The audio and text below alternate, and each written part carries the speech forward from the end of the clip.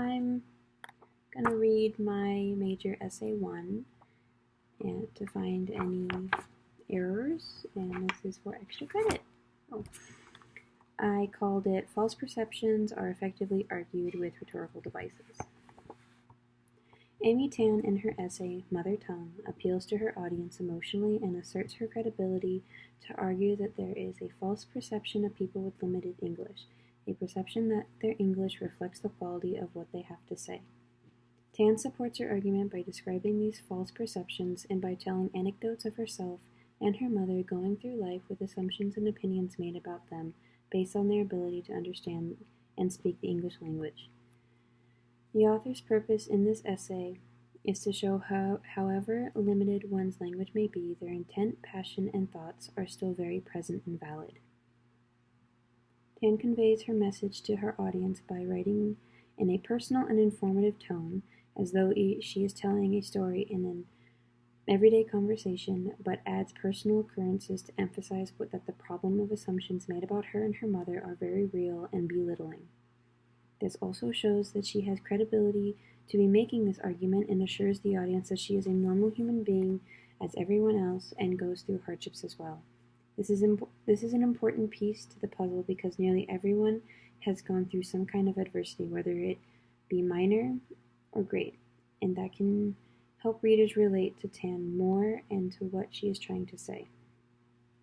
With everything pulled together, she effectively appeals emotionally with her audience and asserts her credibility to argue that people with limited English are perceived that their English mirrors the quality of what they have to say and think.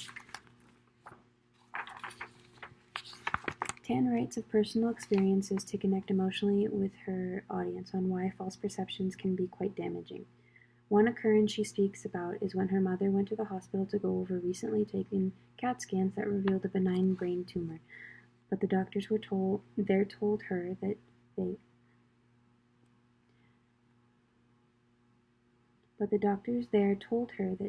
they had lost the results and that she could not have any more information until they saw her at a later appointment. She spoke to them in the best English that she could, however, it was still considered limited. They did not apologize, and it appeared that they had no sympathy for her anxieties on the matter. It was not until her daughter came with proper English at her side that the hospital acknowledged just how important the issue was, and that they would do everything they could to find the medical files. The hospital's perception of Mrs. Tan, Tan's mother, was that the quality of her English must mirror the importance of the problem she was experiencing and her needs.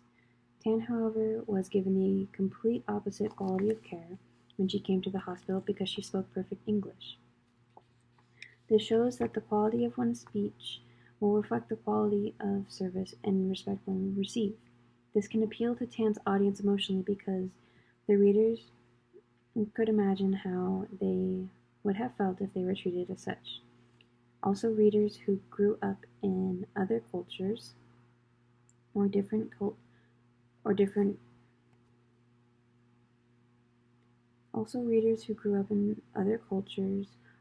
culture combined with American culture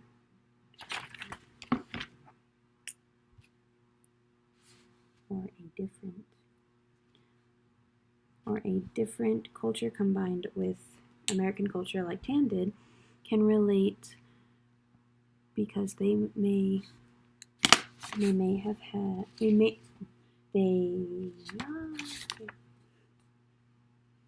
have been victims to false perceptions like this one as well. This can also appeal to others who have been through or have witnessed the multiple types of tests and treatments for tumors and or cancer. This can help them imagine themselves in Mrs. Tan's place and think about how they would have felt if their test results were lost and were not going to be looked for anytime soon. Tan also appeals emotionally to young adults whose language ability is often falsely perceived due to the English spoken at home being defined as broken. Tan believes that the language spoken at home has a great effect on a child's language, and that this explains why they do not score as high on English exams as they do in math and science. She also gives examples of how she struggled with English classes when she was in school, but that Struggle did not define her language ability. Young Asian American students are often persuaded into the studies of math or science because they have tested far greater in those subjects than in literature classes, and Tan was one of them. But Tan did not want to be stereotyped into something she did not enjoy doing. She states that she happens to be rebellious in nature and enjoys the challenge of disproving assumptions made about her. She was aware of the assumptions made about her and decided that she was not going to be what everyone thought she would be. This not only emotionally connects Tan to the audience by relating to their situations, but it also gives credibility because she experienced it and knew what it was like to have false perceptions made about her. Tan gives concrete evidence as to why it was so frustrating to be falsely perceived for her struggles in literature, adding more credibility to her character. She states in the beginning of her essay that she has always loved English and is fascinated by language in daily life. Going through her daily routine, she is always thinking of what language is and what it means, and all of the different feelings it can conjure. This disproves the false perception that all Asian and Asian American students do not understand English concepts. Everyone's minds are different, and everyone understands ideas differently in their own way. Tan explains how language is important to her livelihood.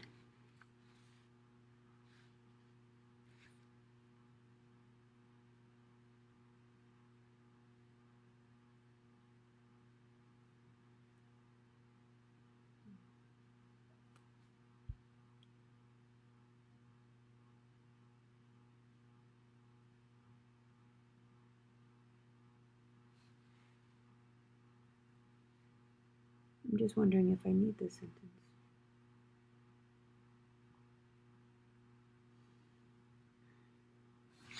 I'll star it and come back to it. Not sure if it's worth it or not. Tan explains how language is important to her livelihood, and she strengthens the perception of language metaphorically. She says language is the tool of her trade. She says language is the tool for trade. This metaphor can be found near the end of the second paragraph after she is writing about how she is fascinated by language. She says that she is always thinking about the power of language. It means language is not just a necessary tool, is just as necessary and powerful as physical and mechanical tools. Language is not simply words spoken and written, but it is the instrument that can evoke emotion and get people thinking. And Tan is saying that she does this as her career and is a major part of her everyday life. As a writer, the best tool one can have is language. It was assumed that she was not going to excel at writing, but she clearly had love and passion for it. She was being directed away from one area she enjoyed because it was not her strongest suit. Tan had authority to discuss and argue about being falsely perceived because she was not given the chance. She was not given the chance to excel. To excel further in the one field that captured her attention. Tan also touches on her thoughts of her mother's lack of fluency in English and how that has affected her own life growing up. Going through school, going through school, and even as she is finding her way through adulthood. This self-reflection gives Tan more credibility for her claims and strengthens her argument on false perceptions because she has experienced them firsthand.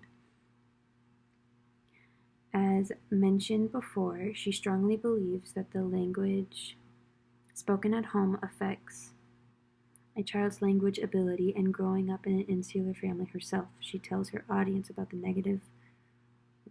As mentioned before, she strongly believes that the language spoken at home affects a child's language ability, and growing up in an insular family herself, she tells her audience about the negative effect it had on her own ability to understand English and literature in school. Tan explains how she was not terrible in English, but that her strongest performance was shown in math and science classes, putting her near the top of the class, which is why she was pushed towards a field of study that she excelled in, but was uninterested in. She states the idea that perhaps other Asian American students also have teachers who are steering them away from writing and into math and science, which is what happened to her.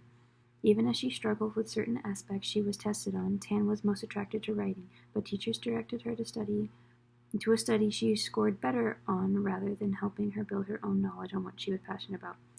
This shows that she was a victim of being falsely perceived because of her struggles in writing classes, and that her mother's limitations in English had affected Tan's understanding of certain concepts in writing, thus giving her credibility to be talking about this issue.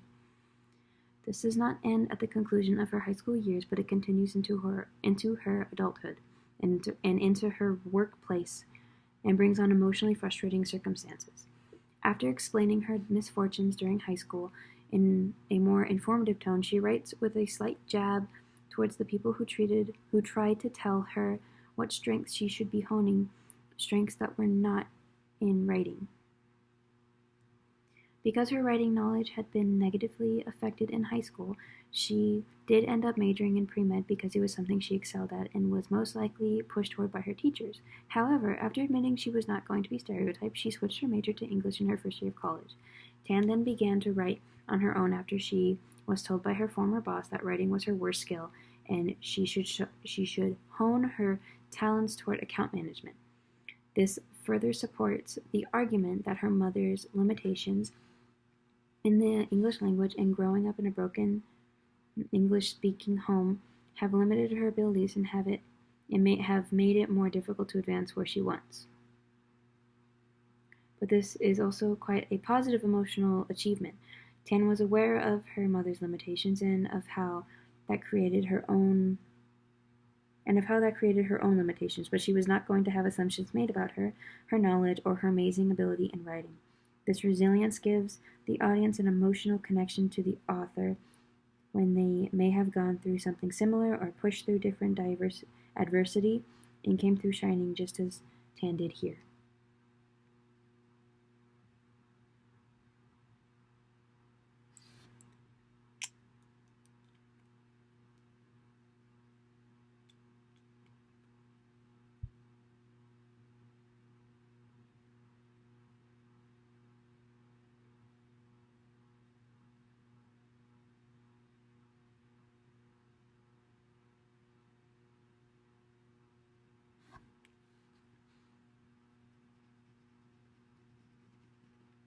I change it to the argument that her mother's limitations in the English language and growing up in a broken English-speaking home have limited her possibilities.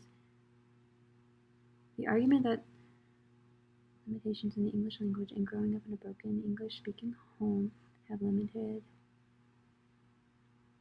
possibilities and have made it more difficult to advance where she wants gives Tan more authority to be making the argument.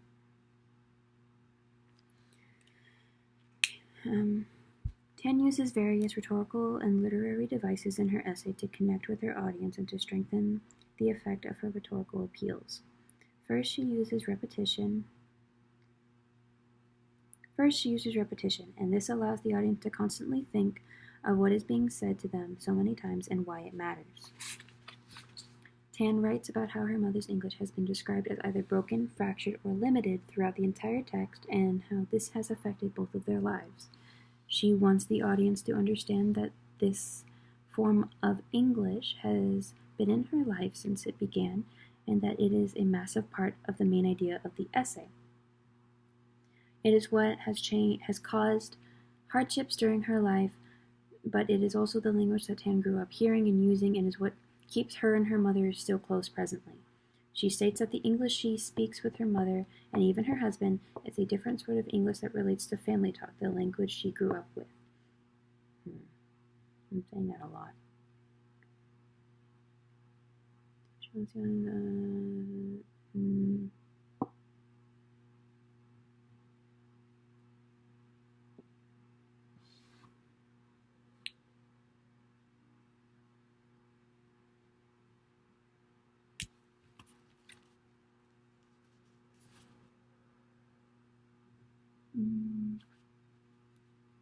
heard and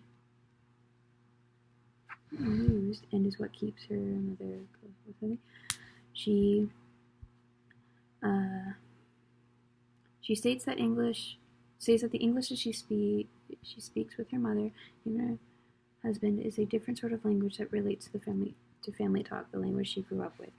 Imagine yourself with your close family. Do you talk to them the same way you talk to your friends, your colleagues, your acquaintances? Most likely not. This is what Tan is trying to explain. Everyone talks a certain way with their family, but they speak differently when they are in the presence of others who are not in on the joke per se. Tan grew up with her mother speaking an English that became the custom family talk that will always be there and always be the same. Second, I said first, right? Yeah. Second, she also uses the terms broken and fractured as metaphors because it is describing the quality of her mother's English. It is exaggerating what condition her mother's English is in. English is not a physical object, so stating that it is broken is not how it physically stands, but how it sounds. It is chopped up into unfitting pieces and may be misunderstood, but the language itself is not falling apart. It is the speaker that is putting certain pieces in the wrong places and forms. Although the language may seem broken the way it is spoken, Tan explains that for her it is completely understandable and that it is how it made her who she is today. She tells her audience that to her, her mother's English is perfectly clear, perfectly natural, is vivid, direct, full of observation and imagery. That was the language that helped shape the way she saw things, expressed things, made sense of the world. And this relates back to how Tan grew up. This is what she heard as a child, a teen, and even now as an adult. Her mother's language formed the way Tan saw and adapted to the environment around her. Without the broken English, she may not have been the same person or writer with the same experiences today.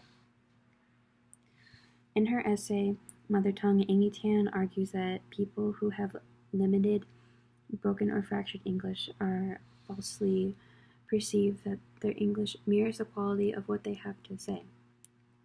She connects with her audience emotionally by sharing multiple of her experiences as a child and as an adult, which also gives her mountains of credibility for what she is arguing and writing about. She appeals expressively to her younger readers who are in the same position that she was once in during high school, where teachers are persuading where teachers are who are in the same position she was in, where teachers are persuading their Asian American students to study in a field where they excel most in